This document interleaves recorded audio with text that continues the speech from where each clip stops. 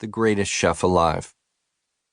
It is not every day that one is summoned to coffee by a cultural figure of that stature, but just such a twist of fate came to me one winter afternoon in 2014. I was working as a food writer on staff at the New York Times when an email arrived in my clogged inbox from Peter Tittiger, an operative at Phaidon, the publishing house that had put out Redzepi's cookbook and journal. Books that were studied and parsed by chefs the way that songwriters and rock scholars had once geeked out on lyrics and liner notes. Redzepi wanted to meet me.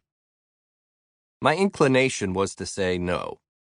I can't explain why a food writer from the Times would feel compelled to decline a face-to-face conversation with a man reputed to be the greatest chef alive.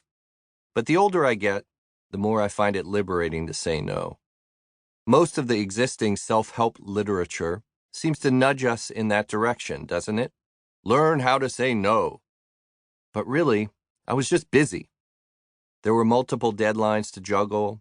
There were staff meetings to endure. There were baseball games and piano recitals and family dinners to race home to. Some part of me thought, God help me, this Danish guy is going to hector me for 2 hours about the principles of the New Nordic movement. The New Nordic movement was the culinary juggernaut out of Scandinavia that claimed Redzepi as its chieftain. In 2004, Redzepi and his comrades, like agents of some French surrealist collective, had released a gastronomic manifesto outlining the rules and aspirations that would govern their cooking in the years to come. Among its objectives were to express the purity, freshness, simplicity, and ethics we wish to associate with our region, and to promote animal welfare and a sound production process in our seas, on our farmland, and in the wild. In the early phase of his kitchen career, as the journalist Tien Lan Ho has written, Redzepi was expected to fall in line with his mentors and cook French classics, and for a while he did. Soon, though, Redzepi had the epiphany that his food should not only be made with, but entirely shaped by, what he found in the forest, on the beach, and in the hands of local farmers. In practice, this meant that berries ripe for a mere 2 weeks a year and plucked by a Swedish farmer uninterested in selling them were more luxurious than imported caviar.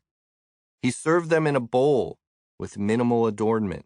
He made terroir, the soil, the climate, and the land that shape the flavor of the plant and the animal that eats it, more than jargon. He made it the entire point of his cuisine. The impact of these ideas had escalated during half a decade, moving from the margins to a position of pulsing centrality. Pretty soon, the de facto boondoggle for an American food writer was a trip to Copenhagen to go foraging on the beach with Redzepi, nibbling inquisitively on snatches of scurvy grass and sorrel, bellflowers, and beach mustard. Denmark, after all, isn't Provence or Catalonia, Frank Bruni wrote after one such reverie on the dunes. For a locavore chef in particular, it has limitations. But Mr. Redzepi has air-dried, pickled, cured, foraged, and researched his way around them. He has taken what could be a set of ankle weights and turned them into wings, his culinary accomplishments drawing all the more regard for the degree of geographical difficulty built into them. Inspiring stuff, noble stuff, especially for a planet on the brink of ecological catastrophe caused, in part, by the industrial rapacity built into our food supply. I just wasn't in the mood. My marriage was falling apart. 2 weeks earlier, I had moved out of the house where my 2 children lived. Depression rolled into my days like a toxic fog.